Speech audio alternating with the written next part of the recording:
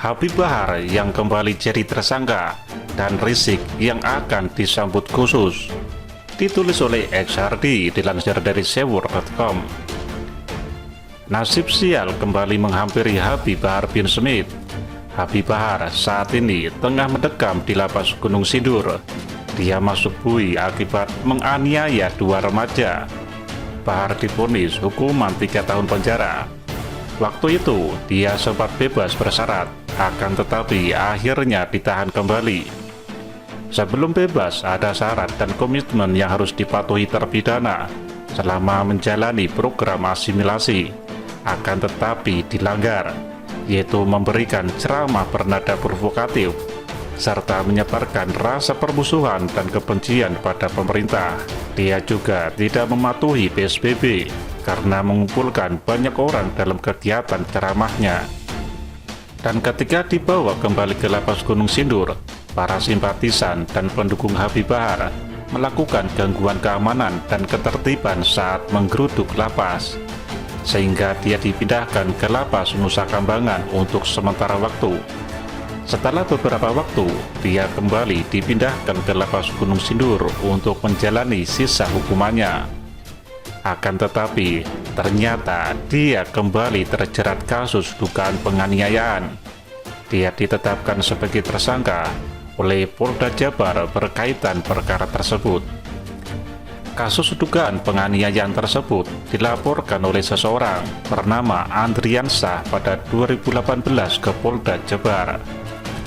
Belakangan, Direktorat Reserse Kriminal Umum sudah menaikkan status terlapor Bahar menjadi tersangka.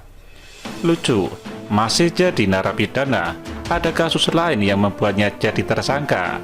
Dengan demikian, penyidik akan melakukan pemeriksaan terhadap Bahar. Caranya, polisi meminta izin ke Dirjen Pemasyarakatan untuk memeriksa Bahar di lapas Gunung Sindur. Ternyata orang ini memang parah banget. Gelar Habib tapi kelakuan mirip dengan orang tidak punya etika. Masa orang begini yang dianggap ulama, tukang menganiaya pula? Heran saja banyak pendukungnya. Entah apa yang dilihat dari Bahar ini hingga dijadikan sebagai panutan. Orang ini lebih cocok jadi tukang pukul ketimbang ulama. Ulama yang asli itu ucapannya santun, ceramahnya menyejukkan, tidak provokasi dan mencerdaskan umat. Bukan caci maki, marah-marah dan memaki, apalagi main pukul. Tapi entah kenapa saya melihat apa yang terjadi pada Bahar adalah semacam sinyal kepada Rizik.